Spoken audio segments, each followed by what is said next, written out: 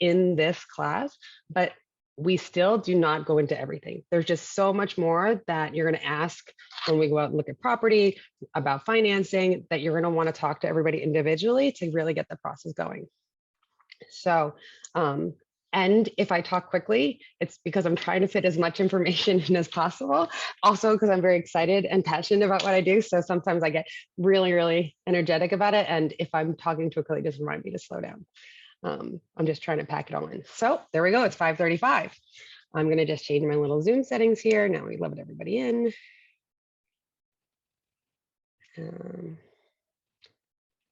Speaker. There we go. Hi. Hello, everybody. I am Victoria Alexander, and I'm the owner of a boutique real estate firm that I started 16 or 17 years ago now, 2015. Well, I got to change this to 17. It'll be 17 years, June 1st, actually, to defy the stereotypes associated with real estate in New York City that I'm sure most of you are very familiar with. I am a matchmaker, a therapist, a coach, a friend, someone to talk through all of the questions and trials and tribulations that come along with the real estate world that is New York City, whatever it takes to get you to reach your goals. So let me introduce what I refer to as the dream team. That is Rasheda Sadik and Lisa Yanchi from Cross Country Mortgage that I've been working with, doing this class now for over almost 2 years. And I've been doing this class for almost 17 years. We've worked together on a couple dozen deals at this point. And I just think it's so important to work with other strong women and people that you can really rely on and have relationships with, that when the deals start going a certain way, that you have your team to work together to make it all come together for your client. And that's just why it's so important to have allies and have your team know each other and have a rapport, so that when deals fall apart, you can call and hold people accountable. So I'm going to pass it to Rasheda and then Lisa to take it away. Good afternoon, everyone. And look, my name is Rasheda Sadik. I will actually be practicing with this firm now for 19 years at the ending of this April. So time flies. I'm a real estate attorney. My main office is in downtown Brooklyn. I'm both licensed in New York and New Jersey. I represent lots of first-time buyers. And I like to say that this is kind of like a roller coaster, your experience when you start in this process. And we're here as your attorney to guide you through the legal aspects. So getting to understand, by signing that document, putting down the funds that you've been saving up for many years. So you get to that closing table. So I'll go over the things that you need to be thinking about as you go into the contract, and what you should be thinking about as you start this process of learning, of getting to buy. As I said, practice in both New York City and New Jersey, represent lots of first-time home buyers. So look forward to giving you that information. Hey everyone, my name is Lisa. I work at Cross Country Mortgage. I am a loan officer, and I've been at Cross Country now for almost 9 years. Cross Country, we work like all the big banks, but all we do is mortgages. And I'll talk a little bit more about the kind of products we offer. Like Rasheda said, I really specialize with first-time home buyers, so it's a huge part of my business. I'm really find it rewarding to help someone buy their first home. And you're gonna have tons of questions, and we are all here to answer them for you. The majority of my business is New York City, condos, co-ops, single family, multifamily. I do deals in New Jersey, Connecticut, really across the whole country. So I'm looking forward to answering your questions and see how I can help. Thanks, Lisa. So I'm just going to remind everybody, if you haven't already, to just keep yourself on mute, but you can take yourself off of mute at the end when you want to ask your questions, and we're having more of a dialogue. So again, my name is Victoria Alexander, and I'm a real estate broker. I've been practicing for 17 years, and my role for first-time home buyers is really your coach, your therapist, your sounding board through the emotional roller coaster that is the home buying process. We all know and have heard the stories of how crazy New York City real estate is. And I wish I could tell you it would be seamless and easy to buy property here in New York. And that's what I'm going to do for you. I'm going to make it less stressful than it would be if you didn't do it with a real estate broker, or if you tried to do it on your own or worked with somebody inexperienced. You most importantly want to hire somebody that has a lot of experience with buyers, specifically in the areas that you're looking.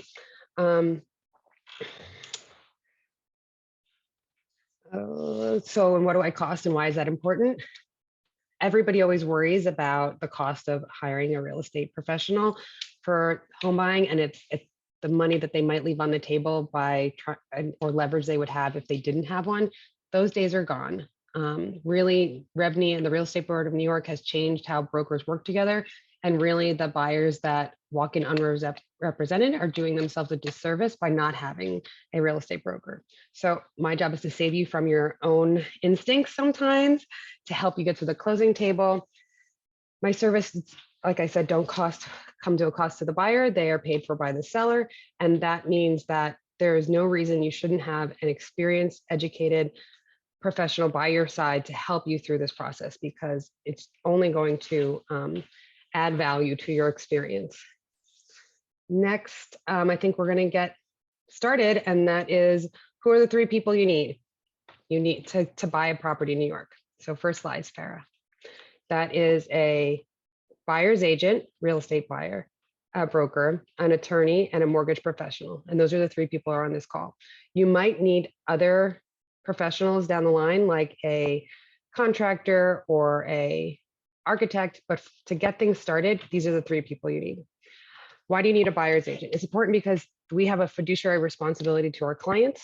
Our responsibility is to you. When you walk into a property at that you found on Zillow or StreetEasy, the person there that is the broker is representing the seller, and their fiduciary responsibility is to the seller and to get them the most amount of money and the best deal possible for them, because they've been hired by them. So when you're looking for your dream team, you want to interview everybody, make sure you feel comfortable with them, that they can answer your questions.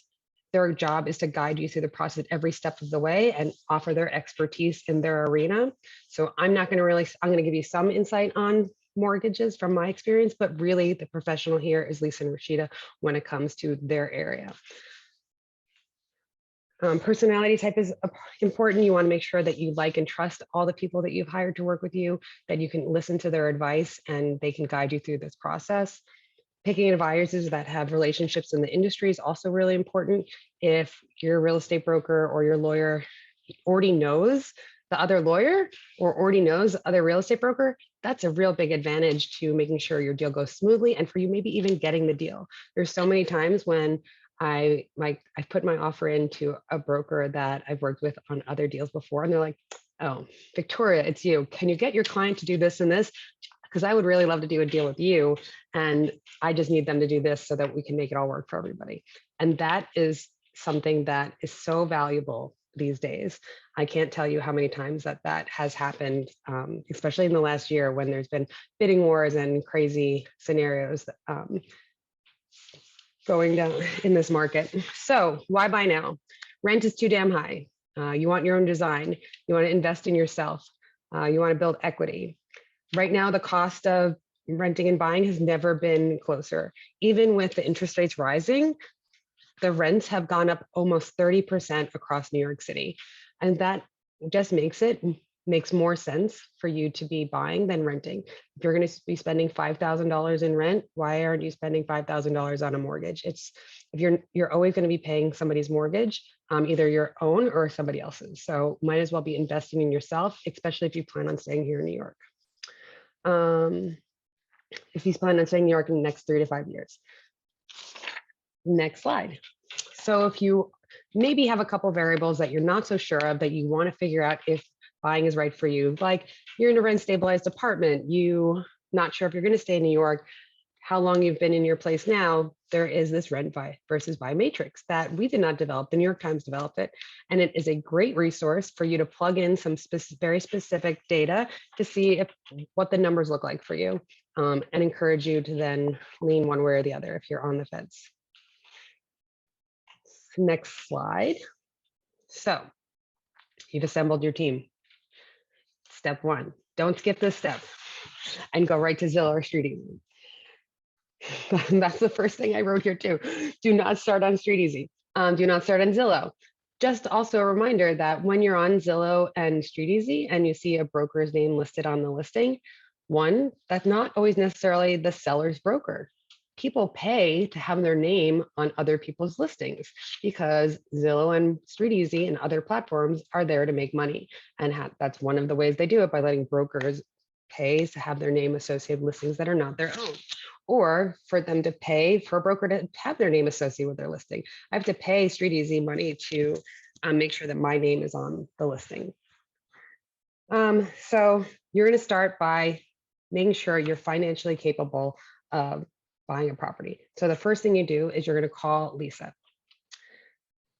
and get pre-approved. And that is the first thing. And if you're self-employed, it's important to talk to a mortgage broker before you file your taxes to make sure you're representing the best version of yourself. And it's important to do this step so you know that the properties are going to be available to you. So I'm going to pass it to Lisa to talk about financing. Thanks. So it's really important to talk to a mortgage professional to get pre-approved. First of all, a lot of times realtors won't even let you see a place if you don't have a pre-approval. It's also for your benefit because you want to make sure that you're not looking at things above your price range or maybe selling yourself short of what you can actually get qualified for a mortgage. So there's actually a whole bunch of mortgage products out there. And when we talk about getting you pre-approved, I'm actually gonna ask you a lot of questions to really understand sort of your employment history, how much you want to put down, what you're looking for. Is this going to be a place for a few years? Is this going to be a place that you're going to move in and stay forever? All of these are really important to help find you the best mortgage product for your specific situation and what you think you want to buy. So the standard mortgage product is 20% 30-year fixed mortgage. But that's not the only one out there. There is FHA, which allows you to put as little as 3.5% down. There is different products that allow you to put less than 20% down, but more than 5%. That would involve private mortgage insurance. There's also ARMs versus 30-year fixed options. So an ARM is fixed for a certain amount of time and then it fluctuates. So really, a mortgage is actually a pretty unique experience in terms of a very personal experience. When we talk, I'm going to talk to you about your employment history. If you're self-employed and you just filed your taxes, I'm definitely going to want to take a look at them. If you haven't filed your taxes yet, if you're on an extension, we'll talk about seeing a draft of your tax returns, because with self-employed, obviously, typically you take off a lot of deductions. And some of them we can add back in for qualifying purposes and some we can't. So, and then we will talk about your debt. Do you have student loans? Do you have a car loan? And we'll talk about where the down payment's coming from. Is it coming from your savings account? Is it coming from mutual funds? Is it coming from a gift? These are all options. The one thing the down payment cannot come from is it can't come from $200,000 that's in a bag underneath your mattress. It's called sourcing. We need to always know where money's coming from. So if you do have some money hidden away at home, that's something that you're going to be wanting to talk to me about putting into account, immediately if you're looking to buy something within the next 2 to 3 months. And then as we do the pre-approval, I will get you, you'll fill out an application, I'll get some documents from you, and then I will get you a pre-approval. And that is really a working draft. So as you start to see more things with Victoria and really start to fine tune what you're looking for, we will adjust that pre-approval accordingly. So for example, right now you might, you might not know if you want to buy a condo or co-op. That's okay. We can sort of look at both options. And as you figure out more, if, a co-op or a condo is the right one for you, then we'll talk about how that works in terms of financing. a few things just about, well, let me talk about rate for a minute because it's important. So rates are going up. Rates have been going up for a while, partly inflation, partly that they were just at a ridiculously 60-year low for 2 years, partly the war going on in Ukraine. All those things make the market antsy, and when the market gets antsy, rates go up. So it's really important when you get pre-approved that your mortgage professional is really doing the work to correctly pre-approve you for not only right now, but also for an increasing rate environment. What I always tell, my clients when they're starting to just look is right now, rate is sort of a placeholder, right? Because you might be finding something next week, you might be finding something 6 months from now. So right now, the most important thing is to really look at what program is right for you, how it will work with financing, that you get along with your loan officer, that they get you, they answer your questions, they help you sort of navigate the process. And once you find the right place, then we'll talk about if we're going to lock up front, if we're going to wait, and all of that. So, and there was one other thing I was going to talk about: self-employed, down payment, gift.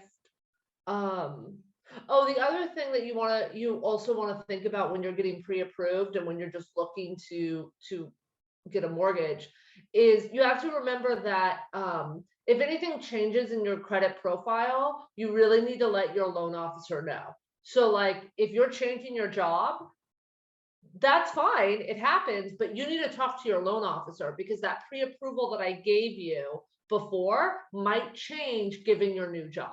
Similarly, if you're looking to buy something, now is not the time to take out a new car loan or to take out a personal loan. You want to try to keep your credit profile similar to what you started with your pre-approval, unless of course things come up and things happen, but that's a conversation you want to have with your loan officer. Someone asked just in the chat, is it more challenging to get a loan if you're self-employed? No, it's not. It's a different set of criteria and it's a different set of questions that your loan professional needs to ask you versus if you're W-2. Correct. And I just want to also chime in and say how important it is to hire someone that is an expert in New York City. You want to be working with a lawyer and a mortgage professional that knows about co-ops. It's just not something that most people are familiar with if you're working with like TD Bank at, main office, Wells Fargo, also problematic. Like the big banks are just not going to have the same products and be as competitive also, but really you don't want to hire your uncle if he's a lawyer. You want a New York City real estate attorney that specializes in real estate transactions. It is a very specific criteria that you are looking for. If you don't want to work with us, make sure you ask your friends and family about positive experiences they've had before and hire somebody that comes with a good recommendation anywhere in the country. If like you want to buy upstate or in California, just don't find this person online. Don't let them select you off Zillow or StreetEasy. Make sure you're making a conscious decision to hire and assemble a team of people that are going to work for you and be in your corner. So really, and the other financing piece of it is, I know you got it pre-approval from Rocket Mortgage for $1 million or Quicken. Those companies don't have a lot of clout here in New York City. And the last offer that I had, that person had an offer pre-approval from Rocket Mortgage. He was like, so can they get us another pre-approval to satisfy the financing contingency? Because we just, with everything that's going on with Rocket Mortgage in the news, we're not really confident that they'll be around by the time this deal closes. And I was like, okay, sure. Those online platforms, they just are not nuanced enough to actually work here in New York City because it's such a specific market and it doesn't fall into the same system as the rest of the country. Actually, if I could just add one more thing. Go ahead, yeah. In terms of it being personalized, it's really, we're going to have a conversation and both before I do the pre-approval and after, so that I really, that we're on the same page of what the mortgage is going to look like, and also your history, your employment, your salary, all of that stuff. And that's not just important for me to do my job correctly. It actually really helps you, because in this environment, when there are multiple offers on a property, A lot of times, 9 times out of 10, the seller's agent calls me and they say, hey, Lisa, I just got this offer from Jessica. And I'm just wondering, Victoria got me this pre-approval from you. What's the loan look like? Is it going to be any problems with underwriting? And because I've done so much homework with you and we've had these conversations, I can be like, yep, her income is great. Her DTI is this is going to go through underwriting, no problem. And a lot of times that helps you get the deal because they know that the loan officer has really done their job and that they're not going to have problems down the line that's not going to make this loan go through. So that's just one last thing I wanted to say. Yeah, I just be aware that just because you have a pre-approval doesn't mean someone's going to say carte blanche, oh, like these people are great. Some places, especially co-ops, if like we have a co-op for sale right now on Lincoln Place in Park Slope, it's a 1-bedroom with a garden. And the things that we're looking at, not only did I make them put a revenue submit offer form, I had them do a revenue financial form so that I could see where all of their funds are, because I want to make sure that the board is going to approve them, not just us. There's another step when it's a co-op, and that means board approval, and picking a buyer that has good financials as part of that and vetting them before you accept their offer to make sure that there isn't going to be any challenges moving forward. You don't want to take anybody that's risky and that the board might be like, oh, they're not right for the building because they have too much debt. So when Lisa's talking about DTI, it's something that on both sides of the deal we're talking about to make sure that we're going to be able to close the deal out with this particular buyer or this particular property. So knowing that industry info is important too. So I think Farah's going to send some links in the chat about the financing piece, but because there's more to talk about than just what we've covered. But next slide is, so you're ready to buy a home. So you need to ask yourself some questions. Timing. When is your lease up? Do you want to move this summer? Do you want to move in December? How much time are you giving yourself for this process? Are you still working on saving your down payment, but you're ready to start working on the process, working with a financial advisor? Do you have a budget in mind, that not just your budget of what you can afford to buy, but what your monthly budget is? Some people are like, I can't expend more than $5,000 a month or $3,000 a month. So that means my maintenance and my mortgage and any other of my expenses need to cap out at here. And we need to back into that number to make the property work for you. Do you plan on living there yourself with your family? The other members of your family, do they have a say in the buying process? Or is there a plan for a future growth of your household? And your lifestyle. If you're somebody that likes to go out every evening to have a drink at the bar or go to a nice restaurant, are you going to want to live in Midwood, where maybe there's 5 restaurants that you would possibly want to eat at? So thinking about your lifestyle choices and what they look like in now and in the future is an important part of this conversation. So the things that also I like to talk about is figuring out your buying strategy, which comes a little bit more with when you're putting in the offer, what your strategy is for each property. I think the other things I talked about, type. Well, the type is in the next slide, I think. Go ahead, Farah. Yes, it is. So location, site type, amenities, what are the things that are important for you? Do you want to be in a specific neighborhood? Do you want to be in a co-op or at a condo because you might want to rent it out, or you want to renovate, or you don't want to have nosy neighbors that can restrict what you can do? Do you want to have a doorman? Do you want to have a pool? Do you want washer dryer in unit? A lot of co-ops have rules, no in-unit washer dryers, no in-unit dishwashers. So understanding, I want to be in Williamsburg, but I want a doorman. Those things usually are harder to find. Doormen usually come with co-op buildings. So Brooklyn Heights, Prospect Heights, parts of Park Slope, those are neighborhoods that have more of those amenities. What other amenities could I be thinking of? Building typology, the doorman buildings.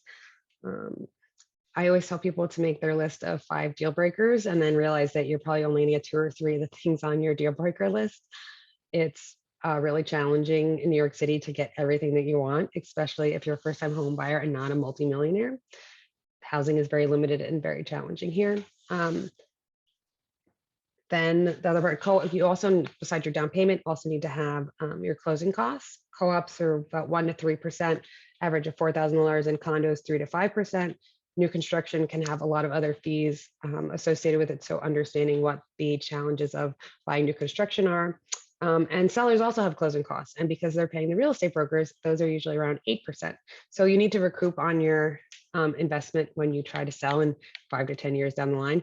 Your closing costs on the buy side and the closing costs on the sell side. So just take that into account when you're seeing what people are putting properties on the market for as well. So now, where do you find these homes? Where are you searching? I get a lot of emails from my clients now looking on Redfin, which just, I think, pulls from the MLS and from like Zillow. And so if you put anything on StreetEasy, it's going to Zillow and Trulia usually automatically, because Zillow bought StreetEasy. The internet has just changed everything. It's made everything a lot more transparent. So if you're looking for that property that, you know, was by M&M Real Estate on Avenue L back in the day and only in their window, those days, you know, are really past, because REBNY has made everything more transparent for brokers. And that's why brokers work together and encourage you. Like I will always encourage when buyers come to my property that I'm representing the seller, that I would really love it if they got a buyer's broker, because it helps the deal stay together. There are things that I will never be able to say to them, that I will never be able to coach them, and they will maybe be making missteps that I can't point out to them because they don't have representation. So REBNY has made it so that there are rules around co-broking and rules around working together, and they actually have their own platform that they're working with CoStar that's supposed to come out this year.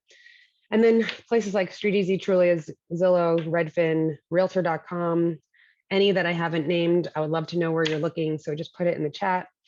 And there is not one place, I'm so sorry to tell everybody, that aggregates all the information that is a public site. I would say as a broker, I have a back-end search that aggregates a lot of the information because it ties in the New York State MLS plus REBNY MLS, but really none of these sites are really comprehensive and putting everything in one place. I do recommend StreetEasy for its user-friendly, but some neighborhoods, they're just not always putting listings there. And we can set up a search for you on the back end with our database. Keep in mind that you're looking at listings online. You'll see sellers agent info. You might want to reach out to them yourself and think to streamline the process. But remember, the seller's agent represents the financial best interest of the sellers and not buyers. A buyer broker represents you. I've already harped on this a bunch. So, in your best interest, and ask the right questions and develop a competitive offer strategy for you once you've found the property that you want to buy and live in, and it's your dream apartment. So what is a competitive offer strategy? For you and I talk through the strategy in which we're going to make sure that you get the property that you want. And we have a quiz. I think that Sarah just dropped the link in the chat of the condo versus co-op personality quiz to help you figure out which is right for you. So we've created this strategy, and now we've talked it through, and we're going to make our offer and start negotiating on this dream apartment that you have found.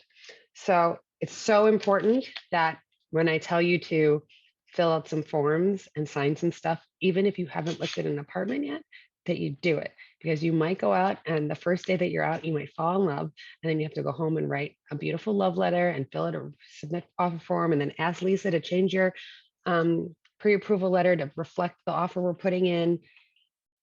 But you want to do that so quickly because it is so important to show how serious you are by getting your offer in immediately. Like Sunday's the open house, Sunday night we have our offer in. That's what the offer, that usually the first offer, there is a psychologically proven strategy that sellers feel compelled to take that offer for some reason. And that's why I always tell everybody to have their homework done and be prepared, even on the first day out, to get an offer in. One of the main reasons is that working with a buyer's agent provides the relationship and knowledge with other agents. So if we go and see a property and Jessica Henson is the other real estate broker, Jessica and I have done a lot of deals together. We see each other all the time because she doesn't live that far from me. And she just knows, oh, Victoria, I know how you work. I remember that deal. We did that one together. You made everything so easy.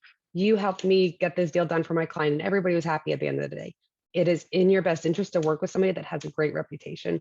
It's a real competitive advantage also when they're comparing your offer to other people's offers, that they might favor you, not just because of the great letter I'm going to help you write or your financial situation, but because you have a broker that has a proven track record in the industry, and they've worked with before, especially in a hot seller's market like this. We talk about your negotiation strategy. We'll create and devise a plan together.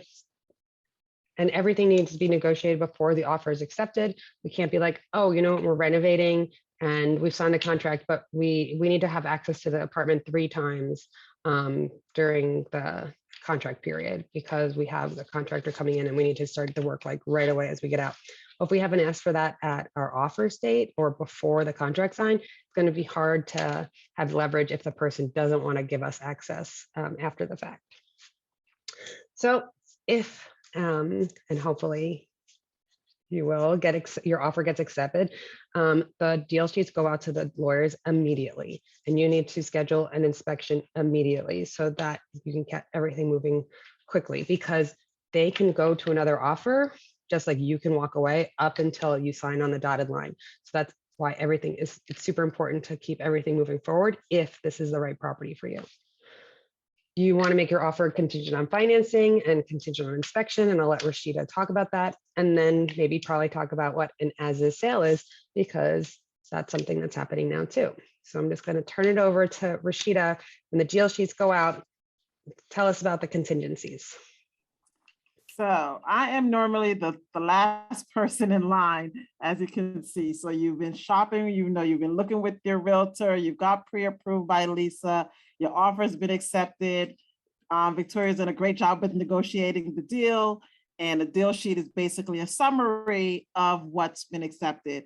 That goes out to the attorneys. And once they have that, the next step is for the seller's attorney to prepare a contract of sale. This is where it starts getting real, because yeah, everything's kind of talked about, but now you're about to sign that document and give that down payment. So as your attorney, you want to make sure that you understand what the contingencies are, what's your, what happens if something doesn't fall, if something falls through, what happens if there's a low appraisal. All of these things you want to understand are in the contract of sale. So before you even sign the contract of sale in New York, you have to do your inspection prior to signing. That's very important, because even though you love the property, you saw it during that initial, when you looked at it the first time, you put in that offer, you have to go back and see with an inspection company that, that the electrical is working, the windows are working, the plumbing, those type of things. You want to make sure, and that all happens before you go into contract, because your contract is going to have a term which says as is condition, and also states that you've done your inspection and you understand the condition of the property, or you waive your inspection. So very important. Inspection is done prior to you signing the contract. If you do your inspection and things come up, the realtors can, negotiate on the price, negotiate repairs, these type of things. Because once again, that has to be incorporated into the contract of sale. Things that on that deal sheet that have been negotiated, mortgage contingency. So all the time I get questions, when, what happens, basically, what are the grounds for them to get my down payment back if something happens? Main thing, once you're in contract, your mortgage contingency. Do you have a mortgage contingency? If you're not able to get a mortgage, you have a right to cancel the contract and get the return of your deposit. Incorporated into that mortgage contingency is an appraisal. What happens if it comes in at a low appraisal? Am I able to get my down payment back? Am I able to negotiate for a lower price? So you want to have that conversation with your attorney on what the terms of the contract state, because you want to make sure that you understand whether you have a full appraisal contingency incorporated into your mortgage, and also what happens in the case if it comes in low. Timing, you have a certain time to get that mortgage. Typically it's 30 to 45 days, because yes, you've been pre-approved, but the bank now has to do their due diligence behind the scenes. They have to do the appraisal. They have to get copies of your tax transcript. Underwriter has to review all of the documentation. So it's just very important that, as Lisa said, she does her due diligence up front, because that lessens that time period for you to get that commitment and get to the next stage. Because a pre-approval is just a pre-approval. It's not what we need under the contract. Is an actual mortgage commitment, which says now the bank is going to give you those funds. Once you get that mortgage, now you're in that contingency part of the contract is met, and you have what the second contingencies, which are if you're buying a co-op, board approval, if you're getting a house or a condo, title, making sure that there's no issues with the ownership of the property. So 3 typical things in a contract: your inspection, pre-contract, in contract, your mortgage, contingency, title clearance, and if you're buying a co-op, the co-op approval process. So all of these time period things are in your contract of sale, and you want to understand that. Also, you want to understand, what are my time periods? So it happens pretty quickly. I tell you how many 30 days goes by the blink of your eye. 60 days, all of a sudden you're closing. So your time periods in your contract, 30 to 45 days typically to get your mortgage, 60 days to close if you're buying a house or a condo. So co-ops typically take a little bit more than that, typically around 90 days. But those are also time periods that you want to make sure that your loan officer is aware of, your realtor is aware of, your attorney is aware of, so that you understand what you're required to do as well. Due diligence. So prior to you entering the contract, I'm kind of going over, because you're buying a co-op or a condo. So a lot of first-time buyers typically lean towards a co-op or a condo because you don't have kind of the upkeep of a house. You love the unit, you love the apartment, but you're actually buying into a building. So part of your attorney's job is to do what we call due diligence. And that due diligence is reviewing the financial aspects of the co-op, of the condominium, looking at their budget, looking about litigation, looking to see if there's history of common charge increases, maintenance increases, because you're going to have your mortgage to pay. And if you're buying a co-op or a condo, you're going to also have that maintenance or those common charges that you have to pay. And you're going to have to make sure that you're able to budget that, because if they're increasing your maintenance every year by 5%, you want to make sure that you have that budgeted in addition to your mortgage that you're going to be paying. So part of your due diligence as your attorney is finding out the history of maintenance increases, history of common charge increases, and also looking up the taxes for the property if you're buying a house or a condo. So you can kind of get an estimate of what your other financial obligations are going to be. Once we're in contract and your attorney is basically giving you that time, you're gone over those provisions with you. Contracts right now are signed electronically. You have to give your down payment on signing. Typically it's 10% on signing, and the balance is done at the closing. So you have to have that in liquid assets. So whether it's, whether you're given a wire or a check, I might say check, and most people are doing wires now. But you have to have that 10% down that you're given on signing of the contract. That's held in escrow by the seller's attorney until you close, and then it's released over to the seller. Things that happen in contract. So now you're in contract, you're working on your mortgage, title report has been issued, your attorney's done the due diligence. In the background, the mortgage person is working on your mortgage. You get your mortgage commitment. Victoria and the realtors help you getting your application together. All of this is happening within that 60 or 90-day time period. So it's definitely something that you want to, when you're locking in your rate, that's a big thing now. Just about, how long, if I'm locking in my rate for 60 days, and what happens if we aren't able to close within that 60-day time period and the rate increases? Am I responsible for that? Yes. You may have to pay to extend your rates. So you want to have a conversation regarding the rates. Just language in your contract as well regarding the mortgage. Your contract says prevailing interest rate. So what happens if, when you initially saw the rates were, at 3.875%. And then when you go to lock it in, it's now at 4%. I wanted it at 3.8%, but I could qualify for 4. Do you have a right to say, no, I don't want it at 4%? No, if that's the prevailing interest rate and you can qualify for that rate, that's the rate that you're going to have to go with. You don't have grounds to cancel the contract because you don't like the interest rate. Once you qualify for that rate and it's the prevailing rate. So you definitely want to understand, especially these days, as things are, everyone's anxious about rates and what's, we've been kind of spoiled a little bit with these low interest rates and the 2s and the 3s. When I started practicing, I was, clients were getting like 8 and 9%. And I remember when it started going down to like 6%, and we were like, oh my goodness, this is so low. And then, so now we're starting to see it kind of trickle back up. But it's definitely conversations that you need to have regarding the terms of your contract. What are the requirements, especially in regard to the mortgage, because that's a big portion of your contract, that mortgage time period.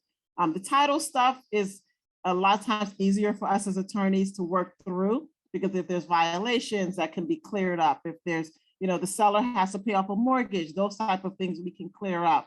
But the big part of it is really kind of your mortgage. And then the second part, if you're purchasing a co-op, is that co-op application process. So I'm going to pass it over to Lisa in a second, but I'm going to talk about 2 things: the co-op application process and the interest rates. I bought my house in end of 2009, beginning of 2010, after the financial crash, and I paid 5.25. I'm still paying 5.25. I did not refinance in the last 2 years, just for extenuating circumstances, but I wasn't available to take advantage of these extremely low rates. I know that people have sticker shock because they've been looking at the 2.5 to 3 to 3.5% interest rates that have been happening over the last 2 years. They were an anomaly, and even 5.25 is great. Don't think that, that number should keep you from buying something. It is still a great interest rate, half of probably what any of you are paying on credit cards, and you get to write your interest off on your taxes. So there are things as a homeowner that are beneficial for you having that. And I would never be able to afford my house now to even rent it. The price I'm paying for my mortgage is half of what it would probably cost for me to rent my home right now. So just think that over time that you're making that investment in yourself, and then it will make a lot more sense down the line, even though it feels like sticker shock now, understanding what those numbers look like. And like I said, the rental market and the purchase market are not that far apart these days. So why would you be giving somebody else that much money in rent when you could be making an investment and building equity for yourself if you plan on staying in New York City? And the thing about the co-op application process, we have example co-ops applications for you to review, a list of questions and prepare you for the interview, and handle all of the application organizing and making a beautiful PDF and package, and then making sure the other broker approves of it beforehand. There's a lot that goes into it, but we have Farah, my amazing assistant, on the case, and does a really amazing job, and has not had a rejection since working here, or I've only had one co-op application rejection in the 17 years that I've owned this company. So I think I'm doing pretty well in that regard as well. So Lisa, now that we're in contract, you get a copy of the deal sheet. Then what happens? Right. So, well, this isn't going to be a surprise because we have been in conversation throughout all the time. So I knew you were putting in an offer. I knew you felt good about it.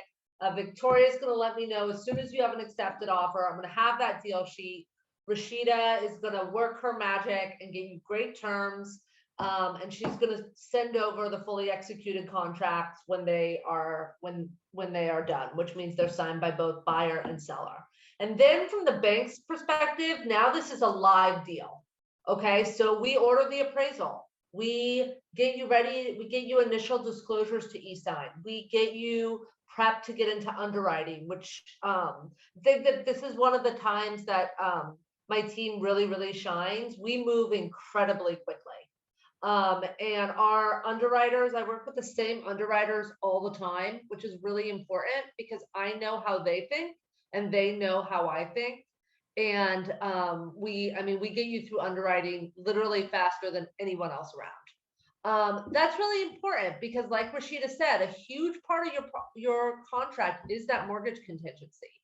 And so once you get through underwriting, you get your initial approval. Basically, that lets you know that like this looks good. The underwriter has put their stamp on it and basically says, except for a few conditions that we need to have met to close, this deal is fine. The speed of underwriting is also really important when you're looking at a co-op, because the faster you get what's called the mortgage commitment letter or the initial approval letter, the faster you're going to be able to finalize your board package and get in front of the co-op for an interview. And every co-op is different. I have some co-ops that are like, come in tomorrow. I have 2 co-ops right now that we've literally been waiting 2 months for the interview. And they just start saying they're waiting and they're trying to get it scheduled, and there's really nothing that we can do. So that's why it's just, particularly if you're looking at a co-op, that's why to not have delays on the mortgage end is a huge benefit to you in terms of, getting this wrapped up and getting the clear to close as soon as possible. And, rate is what rate is. And, we'll have conversations about it all the time with what's going on in the market. One thing I will point out, I actually have 2 clients right now with Victoria that they had been looking for like a year and a half and just got outbid a bunch of times. And we always had everything ready. Told them my whole thing, real estate's like men. There's always something better down the line. They're always ready for that new place. And they had, their stuff together. And when rates started going up, some people decided they didn't want to buy anymore or were no longer qualified. And both of them are now in contract and are going to be closing soon. So, so that's another way of, looking at the rate situation right now is maybe you have to pay a little bit of higher rate, but maybe that enables you to buy a place that, when the rates were lower, you would have been outbid by cash and deals or what have you. So, and then, then we work on the final conditions of the approval. We have what's called the clear to close. And that's when I send out my woohoo email, which basically means Rasheda, Victoria, we are good to go. Let's get this thing scheduled and let's get it closed.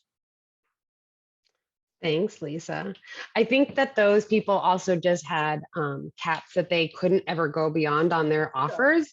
And so it made them less competitive because even if they did everything I said, they just like could not get over that threshold. And that's why they weren't winning the bins. And, they've also though in the last year then made more money and they saved more. And so that's another advantage of, moving into this market and giving them that time. So I'm so excited for those guys. So you guys have done all the heavy lifting and now we're at the closing table. You get your keys, you've signed a gazillion documents, your wrist hurts. We've talked about everything else I think that is on my list. We do the final walkthrough to make sure the property is being delivered in the condition that you saw it in and was promised to you. And then you have your closing. And now we're all there again for a little while. None of us were there. You would maybe do it even on the internet and never go to a table. Or maybe you just go to Rasheda's office. So we're going to close out the session now and go to the Q&A. I hope you guys enjoyed the information. We have a ton of resources that we're going to provide to you off the bat, but then if you decide to work with us, we have things like Basecamp, which is a project management tool that I have a library of resources that available to clients that work with me, that at every step of the process that you have articles and information to guide you through the process and educate you about this very specific and nuanced step we are at usually. We'll sign you up. You'll get a link to RealtyMX, which is our backend database that you don't have access to unless you're working with a real estate broker. We can send you a link to the home buying handbook and to a recording of this presentation that you can share both of those things with whoever you want. It's free resource and information for anybody to use. And if you want to just message us, all 3 of us are available to jump on a call to talk about anything that you want to pertaining to real estate, but that might help you decide to buy in the next month and next year and the next 3 years. So, it's never too early to start building a relationship or rapport to help you get to that place where you're ready to go. I'm going to go back. Farah's going back. We don't get to your answers, questions in the next 15 minutes. We can always come back to it. So what about people who are looking to buy multifamily? Same rule apply, and do you fund FHA, FHA 203K loans or other loan programs that don't require 20% down? That is for you, Lisa. Yep, so FHA is a great option for a multifamily. And you can use the proposed rent of the unit you're not living in to help qualify. So we can do you can do conventional FHA 203K if you wanted to do a gut rehab situation. Those are all options. And you could also do if it's a two, it would be different if it's a 2-unit or if it's a 3-unit. So there's different rules for both. You can, for a conventional 2-unit, you could do it with like as little as 15% down. So it's really just about what makes sense. Remember, if you go FHA, you have mortgage insurance built into the loan and into the monthly payment. And a lot of times that mortgage insurance is going to be more expensive than doing conventional with PMI that drops off at 80%. But it's all about, how much you want to put down and what works. So yes, it is definitely an option. You're mute. Yeah, because I didn't want to hear me typing somebody's private question that they had for me. Any other questions before we close things out, or did that answer your question about the two? Did you talk about 203K? Lisa? So the FHA, we did talk about the FHA, but that was the only other part of the question. 203K, sorry. Okay, Yep, cool. we did. Okay, all good. So I don't see any other questions in the chat. Anybody else have anything they want to talk about? You can also take yourself off mute and just chime on in. You're very welcome. Okay, so I'm going to just end the presentation now, and you guys all know how to get in touch with us, and we'll send you some follow-up emails. Make sure you look for our emails from @realtycollective.com. They are coming from MailChimp, so sometimes they go through people's spam boxes, but it'll have a link to the Homebuyer Handbook and a copy of this recording and other information. So if you missed that, just let us know. We could resend it too. Thank you guys. Really appreciate it.